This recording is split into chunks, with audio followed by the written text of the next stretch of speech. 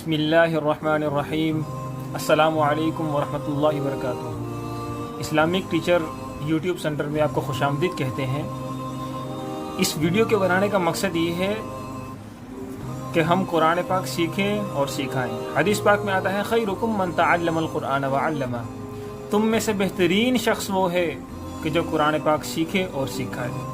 اور اس ویڈیو کے بنانے کا دوسرا مقصد یہ ہے کہ وہ والدین جو اپنے بچوں سے نا امید ہو چکے ہیں کہ ہمارا بچہ کن ذہن ہے، ہمارا بچہ قرآن نہیں پڑھ سکتا، ان والدین کے لیے خوشخبری ہے، ان بچوں کے لیے خوشخبری ہے، الحمدللہ وہ قرآن پڑھ سکتے ہیں۔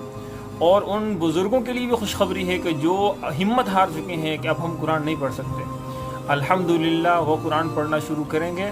خدا را اپنے ذہن سے یہ نکال دیجئے کہ قرآن بہت مشکل ہے۔ اللہ تعالیٰ نے قرآن پاک میں فرمایا وَلَقَدْ يَسَّرْنَا الْقُرْآنَ لِلذِّكْرِ، اللہ فرماتے ہیں کہ میں نے قرآن کو آسان کر دیا، اور ہم کون ہوتے ہیں قرآن کو مشکل کرنے والے؟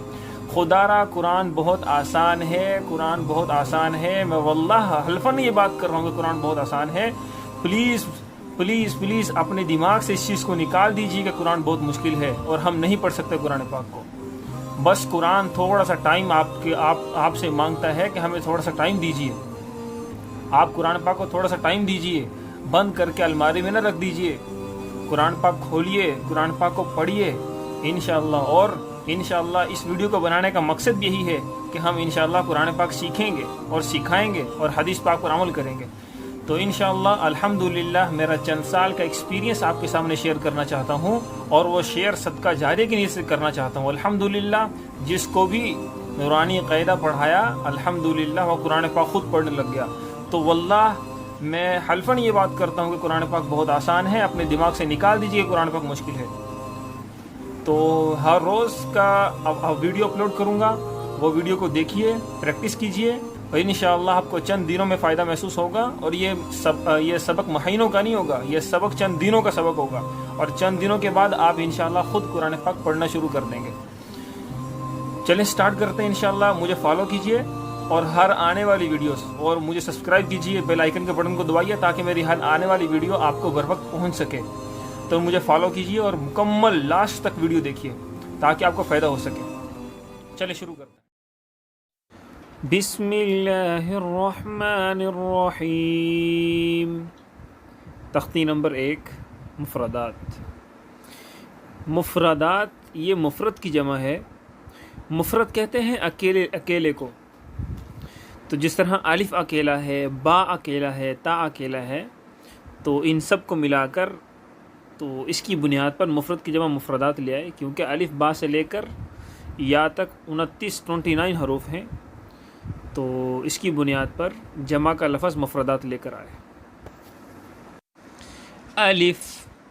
الف کی ادائیگی کرتے وقت منہ میں کچھ تھوڑی سی بھی آواز نہیں رکھیں گے، فوراً نکال دیں گے، تھوڑی سی آواز بھی نہیں بھرنے دیں گے۔ الف با دونوں ہونٹ آپس میں ملیں گے اور پھر کھلیں گے، با تا، زبان کی نوک اوپر والے سامنے والے دانتوں کی بیک سائڈ پہ لگائیں گے، تا۔ اور سا کی ادائیگی کرتے وقت ہم زبان تھوڑی سی نکال کر اوپر والے دانت اور نیچے والے دانت کے درمیان میں رکھ کر سا کی ادائیگی کریں گے، سا۔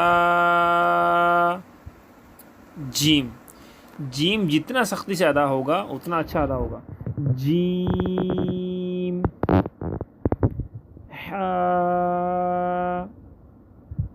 خو موٹا ادا ہوگا، خو۔ دال، ذال۔ جس طرح تا ادا ہوتا ہے اسی طرح دال ادا ہوگا، اور جس طرح سا ادا ہوگا اسی طرح ذال ادا ہوگا۔ رو موٹا ادا ہوگا، رو۔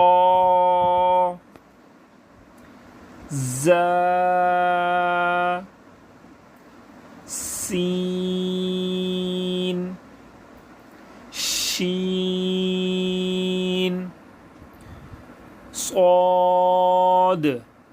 صاد کی ادائیگی میں تھوڑا احتیاط کریں گے کہ صاد کی جب ادائیگی کی جائے گی تو صاد آخر میں دال آ رہا ہے اس کو بھی ہم کور کریں گے، صاد۔ ضاد طا ظا. ہم نے 4 حروف صاد، ضاد، طا اور ظا پڑھے. یہ چاروں حروف موٹے ہوں گے، اور ان کے اندر ایک بہت بڑی غلطی لوگ کر جاتے ہیں. سب سے پہلا اور فرق ان کے اندر یہ ضاد اور ظا، ان دونوں میں فرق کیا ہے؟ ضاد میں فرق یہ ہے، میں نے آپ کو بتایا تھا، ضاد کے آخر میں دال آتی ہے، اور طا ظا میں جو ظا ہے اس کے آخر میں دال نہیں آتی. تو جب بھی پڑھا جائے گا تو صاد ضاد کو ضاد ایسے پڑھا جائے گا، اور طا ظا میں ظا بس. بعض لوگ توئیں زوئیں پڑھ جاتے ہیں، یہ بھی غلط ہے. طا ظا عین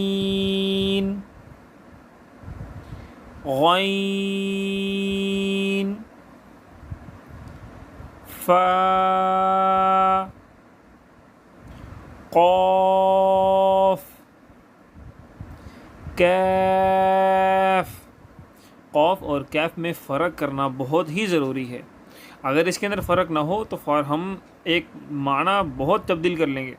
فار ایگزامپل جیسے کہ قل هو اللہ احد، ابھی دیکھیے وہاں پر قل هو اللہ، وہ جو قاف ہے وہ 2 نقطے والا ہے قل، لیکن وہ اس کا مطلب ہے کہہ دیجئے کہ اللہ ایک ہے. لیکن اب اگر ہم چھوٹے کاف والا اس کا کر دیں قل هو اللہ، تو اس کا مطلب یہ ہوگا کھاؤ کھاؤ اللہ ایک ہے. تو دیکھیے کتنا معنی تبدیل ہو جائے گا. اسی لیے ان دونوں میں ادائیگی میں فرق رکھیں گے.